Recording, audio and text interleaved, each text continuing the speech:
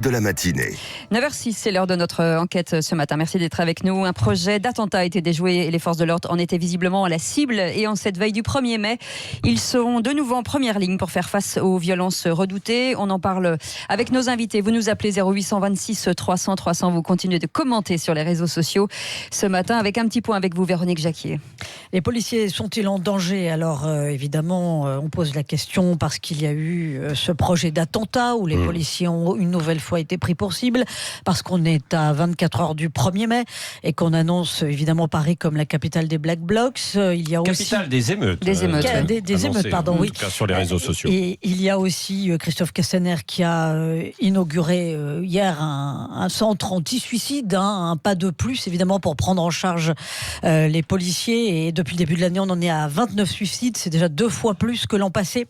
Donc voilà, d'où la question, les policiers sont-ils en danger ? Pour les auditeurs qui sont allés sur le compte Twitter de Sud Radio, c'est oui à 64%, avec Damien Jeanne qui nous dit parmi les commentaires sur Twitter, les Black Blocs ont fait du 1er mai leur grande sortie nationale depuis 2018, le tout avec l'assentiment de la CGT, donc oui, ils sont en danger si des ordres clairs et actifs ne leur sont pas donnés. Et puis Eurasienne ajoute, j'ai fini par répondre oui, mais la faute en incombe à Christophe Castaner qui a laissé s'infiltrer à chaque manifestation de Gilets jaunes les Black Blocs et ça a été l'escalade. Des Gilets jaunes ont subi des violences policières et certains se sont radicalisés. Il y a effectivement aussi des auditeurs qui signalent que les policiers ne sont pas vraiment en danger, ce sont plutôt les manifestants qui le sont maintenant. Alors pour en parler, Jean-Marc Bailleul, secrétaire général des cadres de la sécurité intérieure. Bonjour, bienvenue sur Sud Radio. Bonjour. Il y a aussi Loïc Travers, secrétaire national adjoint d'Alliance Police Nationale pour l'Île-de-France. Bonjour. Et puis Sophie Tissier, gilet jaune parisienne, coordinatrice du groupe Gilets jaunes signataires qui déclare les manifs. Et on va directement au standard au 0826 300 300 avec Jean-Noël qui nous appelle de Villeneuve-Loubet. Bonjour Jean-Noël. Bonjour Jean-Noël. Bonjour à tous, oui. Aux auditeurs et vos invités.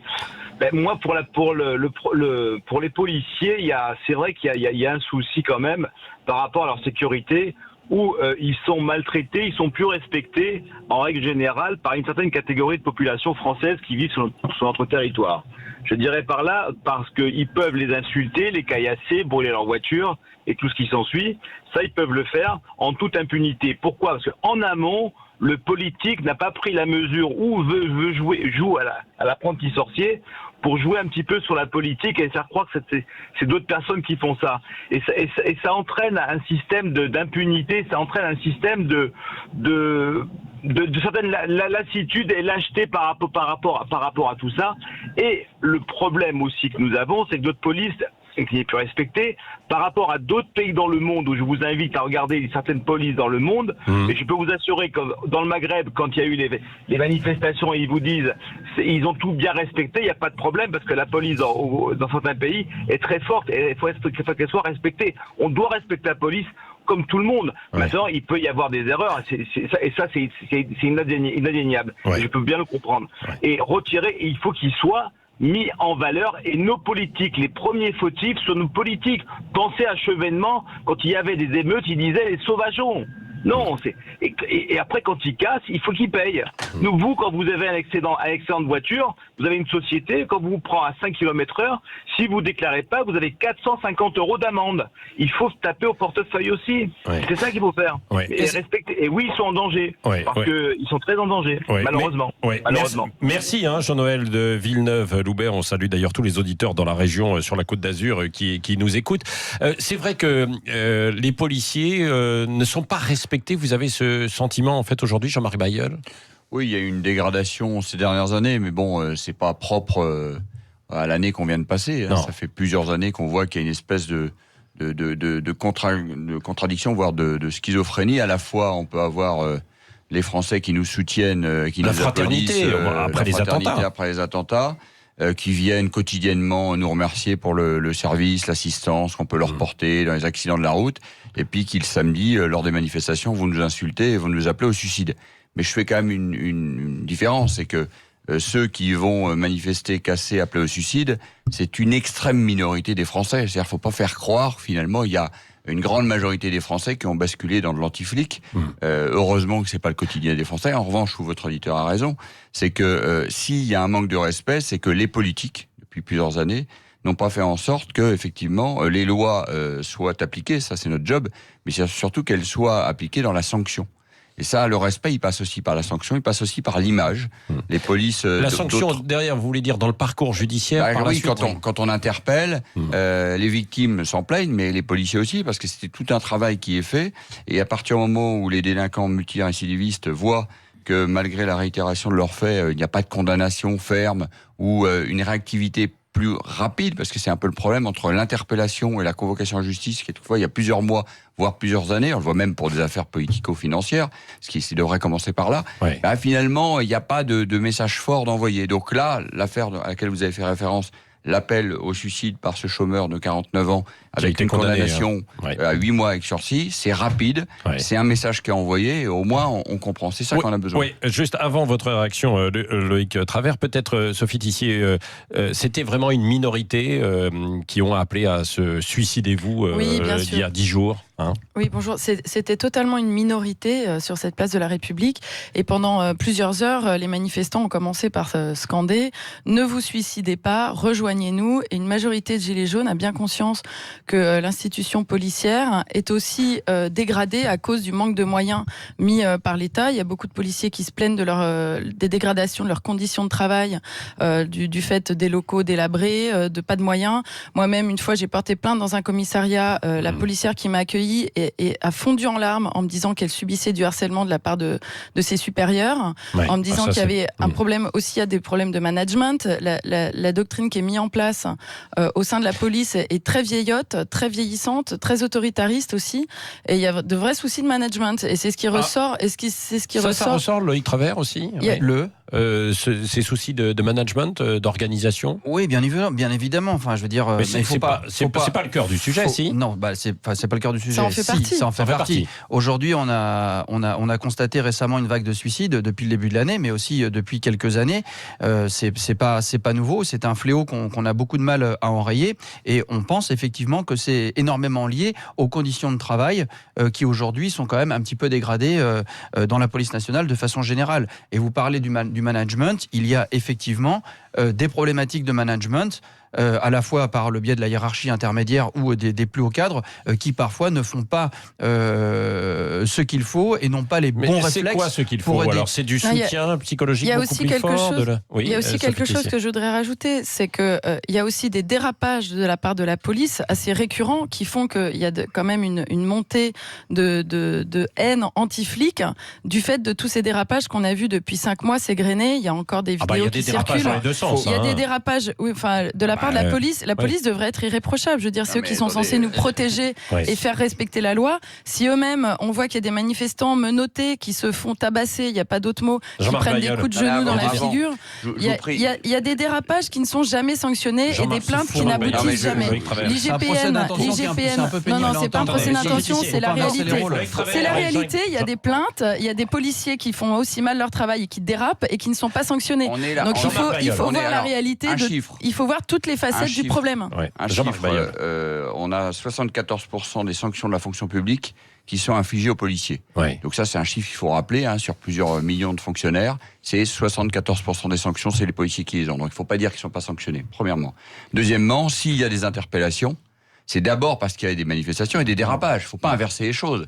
Ça fait des mois que la petite musique est chantée en disant « oui, les policiers sont violents ». Mais on ne commence pas à lancer des grenades lacrymogènes, à utiliser les LBD de notre initiative. Non, je vous parle de gens qui sont menottés, qui sont immobilisés et qu'on tabasse gratuitement. Non, mais pourquoi? Écoutez, il y a des vidéos partout. Il y a des vidéos qui circulent partout. On voit des gens qui sont totalement pacifiques, qui font rien et qui se font malmener. Moi-même, je me suis fait insulter par des CRS alors que je ne faisais absolument rien.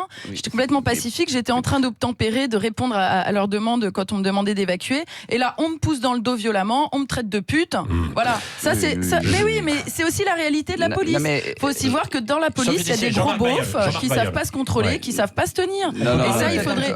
Il y en a, ça existe. Il ne faut pas nier. J'ai l'impression, j'ai fait un débat il y a quelques années. C'est grave ce que vous dites. Oui, mais c'est la réalité. Écoutez-moi, c'est ce que j'ai subi. Votre rictus est en dit long aussi sur le côté provocation. Non, c'est pas un rictus, c'est la réalité. Ça me rappelle un débat que j'ai fait il y a quelques années avec un leader d'une ONG qui était, ça n'a rien à voir sur des problèmes écologiques, sur le traitement des déchets nucléaires, et qui étaient des spécialistes entraînés, alors à la fois pour des émissions de radio ou pour parler sans s'interrompre. Donc j'ai l'impression que vous êtes entraîné, il y a quelqu'un qui vous a entraîné à ça, parce que ça se fait pas comme ça.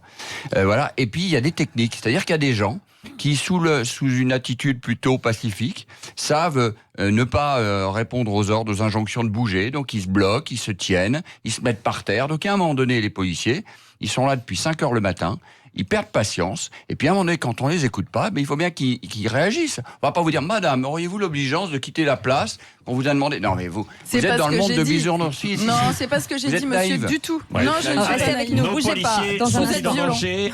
Hashtag attentat Black Blocs. Vous pouvez voter évidemment sur les réseaux sociaux et puis participer. Nous appeler 0826 300 300. Vous avez la parole avec l'ensemble de nos invités. Nous ferons le point dans un instant aussi avec Véronique Jacquier. Oui, restez avec nous. Il est 9h17. Continuez de commenter sur Twitter, #Sud Radio Matin. Merci d'être avec nous. Le Grand Matin Sud Radio. L'enquête de la matinée. Il est 9h20, merci d'être avec nous et on parle ce matin de cette police. Est-ce que la police est en danger? Véronique Jacquier, c'est notre enquête info-vérité ce matin. Vous pouvez répondre au 0826 300 300 ou continuer de commenter sur Twitter, #Sud Radio Matin. Alors, les policiers sont-ils en danger? C'est oui à 65%. On en parle toujours avec Jean-Marc Bailleul, secrétaire général des cadres de la sécurité intérieure, avec Loïc Travers, secrétaire national adjoint d'Alliance Police Nationale pour l'Île-de-France, et avec Sophie Tissier, qui est gilet jaune parisienne et coordinatrice du groupe Gilets jaunes signataires qui déclare les manifs. 2 derniers commentaires. Alexandre nous dit: ça fait plusieurs années qu'ils sont en danger. La haine anti-flic est de plus en plus virulente et de plus en plus assumée. On a commencé à en parler. Et puis, deuxième commentaire, Paul nous dit: les forces de l'ordre prennent des coups et la colère à la place d'Emmanuel Macron. La République en marche va réussir à faire détester les forces de l'ordre qui étaient acclamées pendant les attentats de 2015. Est-ce que vous avez le sentiment d'être un peu de prendre justement des coups à cause d'un climat politique qui n'est pas forcément évident? À partir du moment où vous entrez dans le métier de policier, vous savez que vous allez prendre des coups. Ça fait partie malheureusement des risques et de la façon dont on gère la profession. Mais effectivement, quand on prend des coups ou quand, peu importe la vision politique, on parlait tout à l'heure effectivement des Black Blocs. Les Black Blocs qui sont effectivement des professionnels de la casse. Des professionnels de la casse qui posent de vrais problèmes aux fonctionnaires de police dans le cadre des manifestations. Mais il n'y a pas que. Et on a vu récemment une nouvelle catégorie de personnes émerger dans ces manifestations qu'on appelle les ultra-jaunes. C'est-à-dire qu'ils ne sont pas Black Blocs, ils ne sont pas d'extrême droite, ils ne sont pas d'extrême gauche, et pour autant, ils n'ont pas d'idéologie particulière, si ce n'est celle aussi, eux, de casser parce qu'ils estiment que c'est la seule façon de se faire entendre. Et ça, c'est une vraie difficulté. Et c'est pour ça que tout à l'heure, quand vous disiez, Madame Tissier, vous aviez tendance à montrer du doigt les policiers, nous, on considère effectivement qu'il y a eu une évolution ces derniers temps, notamment avec ces ultra-jaunes, qui effectivement ne correspondent pas à une idéologie particulière et qui pour autant sont très violents et s'en prennent directement aux forces de l'ordre dans le cadre des manifestations. Oui, Sophie Tissier, ça existe? Il y a une radicalisation de certains gilets jaunes, une minorité qui est vraiment pas du tout représentative. Pas besoin d'être 10 000 pour casser. Oui, mais effectivement, ce qui s'était passé sur les Champs-Élysées, il y avait quelques milliers de personnes Black Bloc et quelques gilets jaunes qui ont cassé, mais une grande majorité de gilets jaunes étaient dans la manif climat, par exemple. Et ça, on en a très peu parlé. Et moi, ce qu'on voit aujourd'hui, c'est qu'il y a énormément de gilets jaunes dont je fais partie qui condamnent. Moi, je condamne la casse et les violences. Il n'y a aucun souci là-dessus. Il faut remettre dans l'ordre des choses. C'est-à-dire qu'il y a des gilets jaunes qui se radicalisent. Pourquoi ? Parce qu'il n'y a pas de réponse politique de la part du gouvernement. Ce qu'on assiste, c'est à une instrumentalisation de la police par le pouvoir politique qui se permet de discréditer tout un mouvement en assénant une répression ultra violente et démesurée sur des gilets jaunes qui au départ étaient totalement pacifiques et qui avaient des revendications légitimes et qui portaient leurs revendications en manifestation. On a vu une disproportion de la réponse policière ordonnée par le gouvernement et ça a mis le feu aux poudres. C'est-à-dire que les gens se sont radicalisés. C'est comme ça que les choses se sont passées. Non, mais les policiers instrumentalisés par le pouvoir politique. Oui, tout à fait. Mais je crois rêver. On n'est pas au Venezuela, quoi. On a eu des manifestations violentes. Et on peut s'en réjouir, il n'y a pas eu de mort. On a eu une maîtrise contrairement à ce que vous 5 pouvez mains dire. arrachées, 23 Oui, non, mais d'accord, œils, mais avec des gens qui ramassent des grenades. Je veux dire, où est-ce qu'on ramasse des grenades pour les relancer? Les personnes qui sont visées au visage par le LBD. Non mais à un moment donné, on n'est pas instrumentalisé. On est là pour faire un métier. On est là pour protéger aussi la liberté d'aller et venir. Moi, j'avoue qu'en tant que citoyen, je suis énervé de voir qu'on me ralentit pendant une demi-heure à des ronds-points le week-end parce que je peux pas aller où je veux. Sur lesquels il y a eu des morts, ronds-points sur lesquels il y a eu des morts. Là, il y a eu des morts de la police, madame. Il y a eu 10 morts. Combien de morts? Non, il n'y a pas eu 10 morts. Il n'y a pas eu 10 morts. Faute à une organisation qui n'existait pas, qui a mis les gens en danger. Il y a des gens qui ont eu des crises cardiaques, excusez-moi, mais ça arrive à tout le monde. Il y a des gens qui sont fait écraser par des voitures, à pas n'importe quoi, madame. Mais en tant que citoyen, est-ce que vous pouvez admettre? Il y a eu aussi Zineb qui s'est fait, qui a pris une grenade en plein visage, une dame âgée de 80 ans qui à Marseille a été visée par la police. Vous en parlez, ça a été un scandale d'État, ça a été invisibilisé par Castaner. Le gouvernement n'en a pas parlé, alors qu'aujourd'hui les experts ont dénoncé. Tout ressort que Zineb a été visé par la grenade au visage qui l'a tué. Ça, vous le dites, ça, vous le condamnez? Madame, nous sommes syndicalistes. Oui. Est-ce que lorsque les policiers font des mouvements de contestation, et ça nous arrive, est-ce qu'on empêche les citoyens d'aller et venir? Non. En quoi quelques milliers de gilets jaunes peuvent nous empêcher le week-end d'aller tranquillement faire nos courses? Moi, je connais plein de Parisiens aujourd'hui qui ne sortent plus. Non, mais attendez, je connais plein de Parisiens aujourd'hui qui ne viennent plus dans le centre de Paris, qui commencent à partir à 2 heures de là parce qu'ils ne supportent plus d'avoir leur week-end pourri par une minorité Pourquoi de gilets jaunes. Parce que le gouvernement fait couper les lignes de transport, le gouvernement fait fermer les vitrines. Quand on a c'est normal, le commerçant n'a pas envie de se faire casser. Mais c'est normal. Nous, on ne demande pas à ce que les boutiques ferment. Je suis désolée, j'ai organisé plus de 13 manifestations. Non, sans casse, sans aucun incident à Paris. Vous êtes en train de mentir. Il y a eu des manifestations totalement pacifiques, sans aucun incident. Il n'y a pas eu de casse à Paris, vous êtes drôle. Uniquement sur les Champs-Élysées le 16 mars. C'est la seule fois où il y a eu de la casse. Je suis désolée, il y a eu plusieurs. Il y a eu l'acte 3 et l'acte 4 où il y a eu la casse. Après, toutes les manifestations se sont déroulées sans accroc et on n'a pas du tout demandé à ce que les boutiques soient fermées. On n'a jamais empêché que ce soit travaillé. Attendez. Pour aller plus loin, pour aller plus loin, on évoquait les ultra jaunes. Est-ce qu'ils sont identifiés? Est-ce qu'on sait combien ils sont? Et est-ce que vous, parmi les gilets jaunes, vous les dénoncez, mais d'une façon un peu sévère? On dénonce absolument personne. On va dénoncer personne. Simplement, ce qu'on condamne, c'est les actes. Il y a une ambiguïté. Alors, franchement, dans votre c'est pas à nous de dénoncer à la police. On nous accuse après de collaborer. On n'a pas à faire le travail de la police. La police fait son travail. Vous condamnez, mais vous ne dénoncez pas. On condamne les actes. Effectivement, moi, j'appelle au calme. J'ai toujours dit que la violence ne servait à rien. On ne peut pas répondre à la violence par la violence. Sur le week-end, excusez-moi, laissez finir. On ne peut pas défendre, nous, l'idée de la démocratie en assénant des actes violents. Bon, d'accord. Sur l'identification. Le 20 avril, par exemple, ils étaient aux alentours de 1000 à peu près. 1000 personnes violentes qui n'appartiennent pas aux Black Blocs ni à une idéologie particulière, mais qui étaient présents effectivement dans divers endroits de la capitale, y compris dans le cadre de cortèges dits pacifiques, où effectivement on a vu quelques pavés sortir des rangs et atteindre les policiers. On dit d'ailleurs que ce sont des Black Blocs qui recrutent des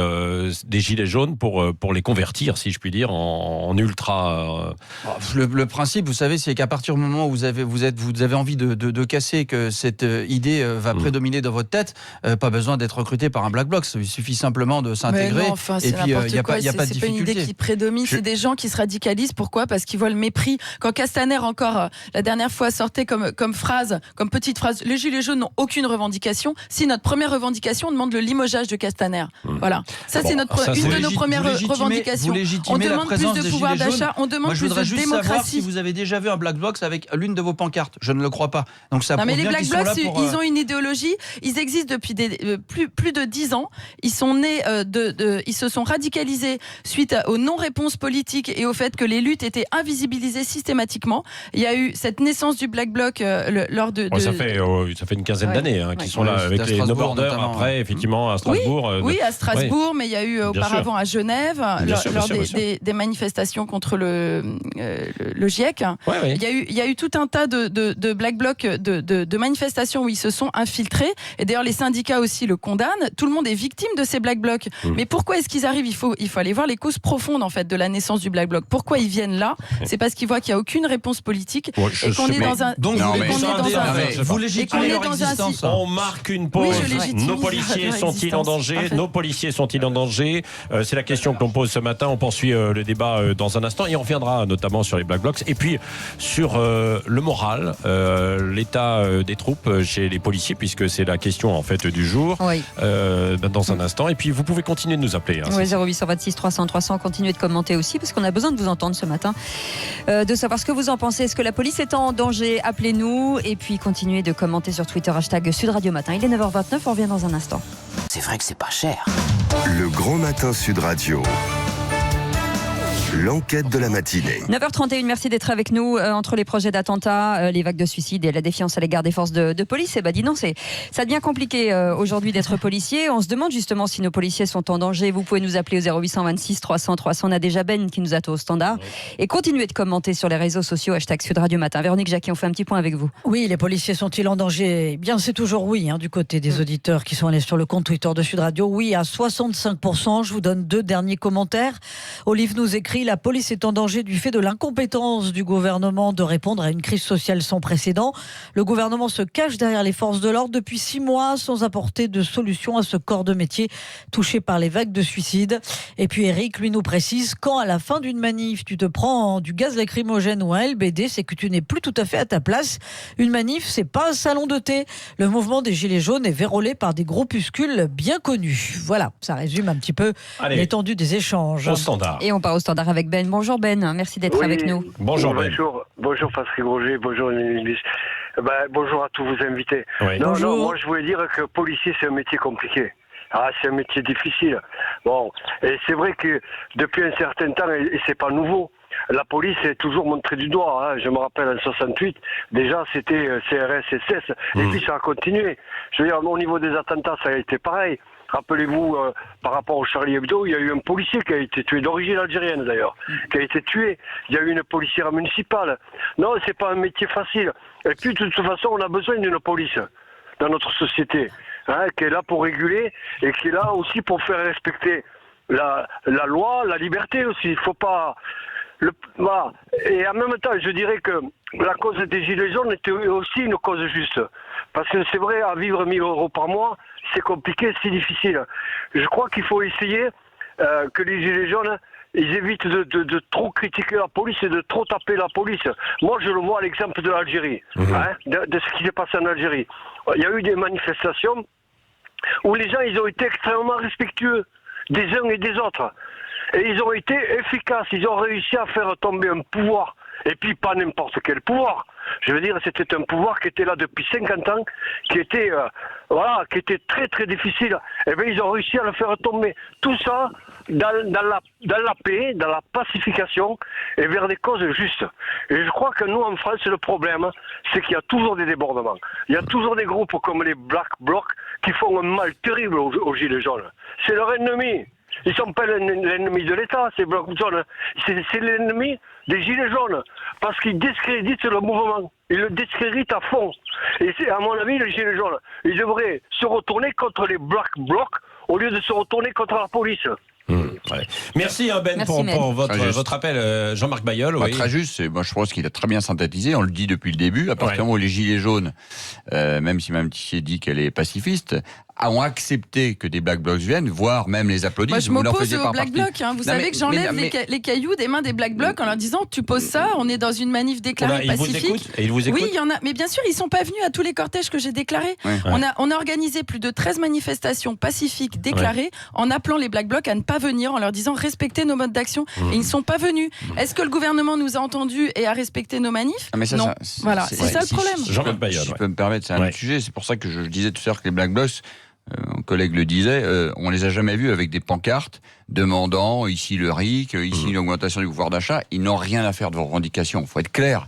Ils n'en ont rien à faire. Et même si demain un gouvernement donnait le SMIC à 2000 € par mois, les Black Blocs viendraient toujours pour casser. Il faut être naïf de penser le contraire. C'est leur philosophie. Non, mais bien sûr que c'est leur philosophie. Ça fait des années. C'est le fait que le gouvernement n'écoute pas les revendications d'un mouvement populaire. Oui, mais attendez, quand ils viennent d'Allemagne, ils sont moins concernés quand même par le gouvernement français, quoi, non ? C'est une doctrine anticapitaliste internationale. Anticapitaliste. Moi, je veux dire une revendication. Je ne suis pas Black Bloc et je condamne cette violence. Je vous le rappelle. On parle des Allemands. Simplement, j'essaye de comprendre, d'expliquer pourquoi ils en ont là et pourquoi surtout il y a des gilets jaunes qui se radicalisent à ce point-là. En Allemagne, les manifestations sont différentes, mais ça fait des années. Oui. Mais au niveau du pouvoir d'achat, les loyers sont 30% moins chers qu'en France. Ça, c'est une revendication que vous devriez avoir. Parce que le nœud du pouvoir d'achat... Ça en fait partie, je ne l'ai pas vu souvent, le loyer. Vous n'avez pas vu n'avez pas vu la manifestation pour le logement qu'on a organisée? Non, je parle en général. Pour le logement général, on a dénoncé la hausse des loyers,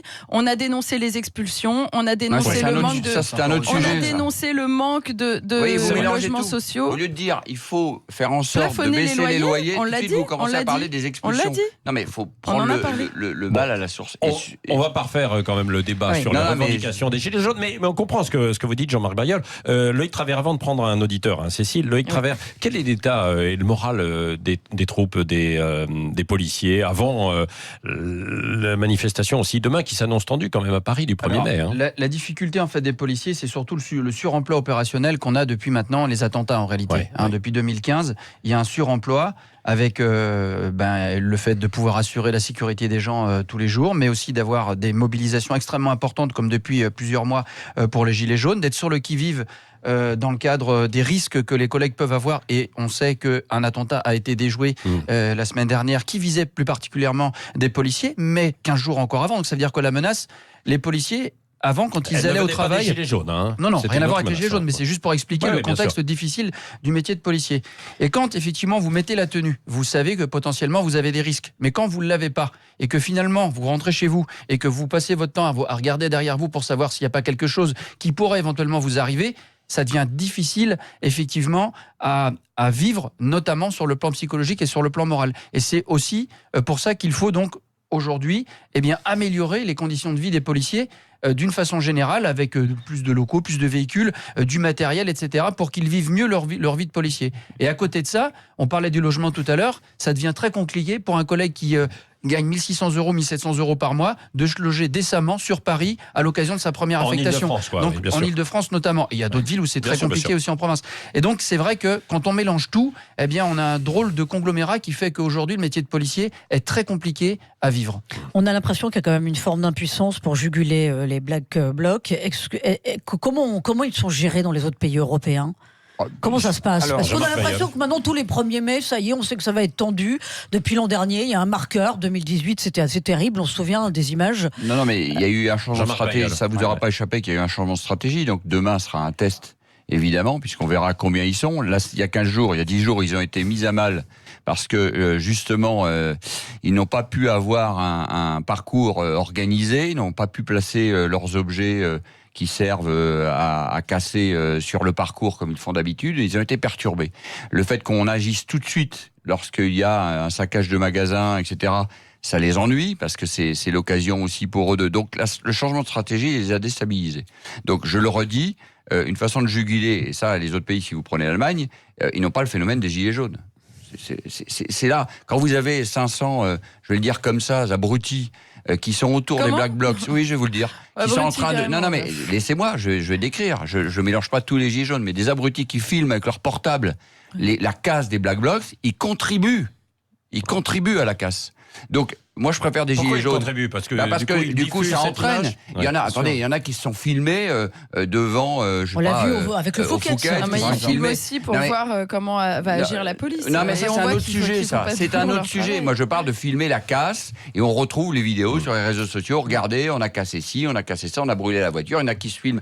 Je rappelle quand même notre policier Kevin qui avait été avec sa collègue brûlé dans sa voiture, où on avait des photographes de la même mouvance qui avait pris une photo avec un carton avec marqué poulet grillé. Donc tout ça a été orchestré, pris en photo derrière. Et sans empêcher les exactions. Voilà. C'est vrai. Et c'est là où on peut pas. Et vous devez empêcher ça. C'est la bêtise humaine, mais on peut pas contrôler. La CGT avait des très bons services d'ordre. Oui, mais c'est pas la même chose. Non, la CGT se fait déborder par les Black Blocs depuis des années.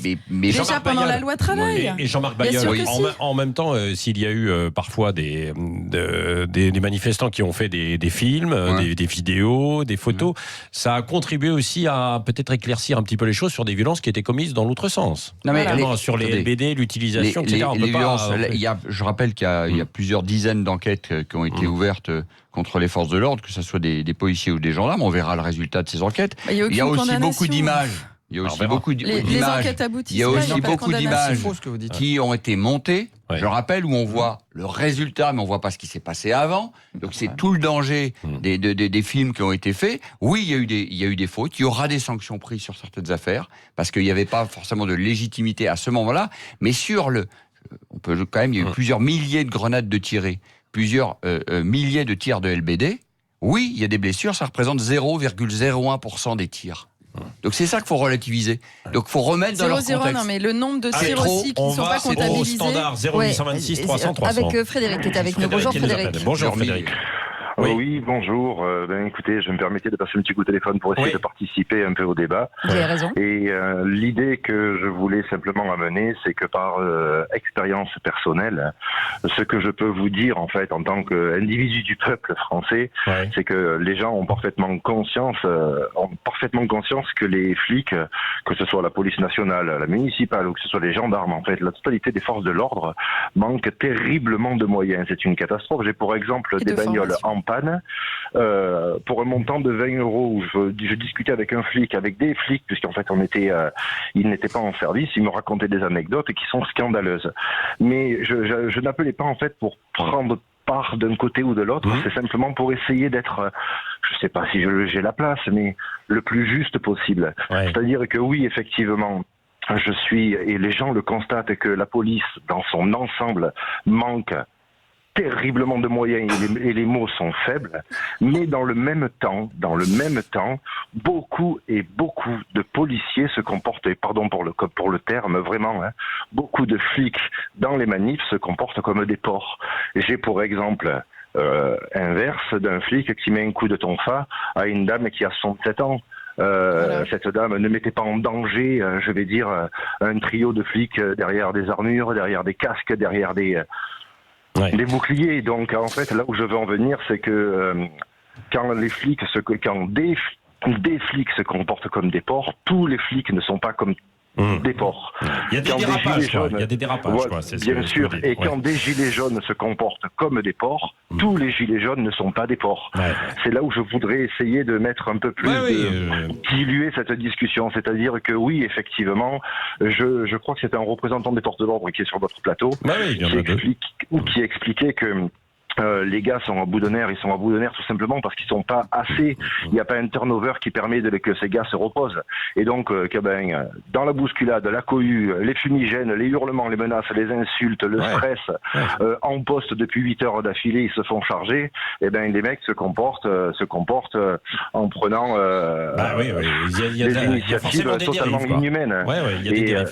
Il y a des dérives absolument terribles. Et je sais plus qui disait d'entre vous que les images sont tronquées. Alors les images qui vont couvrir les gilets jaunes ou qui vont couvrir les flics ou qui vont couvrir... Enfin bref, les images sont complètement tronquées. J'en ai des dizaines et des dizaines en mémoire. Mais là où je veux en venir, c'est que le fondamental, je crois vraiment, et il y en a un qui disait qu'un flic gagne 1700, 1800 ou 2000 euros, un flic qui sort le tonfa pour se comporter comme un connard, pardon du terme. Le pire, l'ironie de l'histoire, c'est que ce type-là rencontre les mêmes difficultés que le manifestant qu'il a en face de lui. C'est pour ça qu'on leur demande de nous rejoindre à chaque fois. Merci Frédéric pour ce témoignage. Loïc Travers et puis Jean-Marc Bayeul. Un truc qui me choque, c'est quand on compare les policiers à des porcs, effectivement, on n'est pas tout à fait neutre. On a déjà une certaine vision de la police, effectivement, on a tendance à la dénigrer. C'était juste ce que je voulais dire par rapport à cet auditeur qui a dit des choses vraies. Mais à un moment, voilà, il faut aussi peser ses mots et n'est pas obligé de répéter 10 fois à l'antenne que les policiers sont des porcs. Ça veut complètement dire qu'on les dénigre. Oui, mais il a parlé de la même chose aussi pour certains gilets jaunes. Oui, tout à fait. Mais moi, je défends les policiers. On conclut. On a pris beaucoup de temps. Merci Jean-Marc Babiol. Merci Loïc Travers. Je peux annoncer quand même mercredi le rendez-vous. Normalement, demain, le rendez-vous. Ça devrait être à 11h au Panthéon. Mais le préfet de police nous interdit de démarrer du Panthéon. Donc on ne sait pas encore à quel endroit on va partir. Ah oui, les policiers seront à 5h30 sur le pied de guerre. Vous retrouverez le rendez-vous sur Facebook. 1er mai, rassemblement historique pour la démocratie. Merci Sophie Tissier. On termine à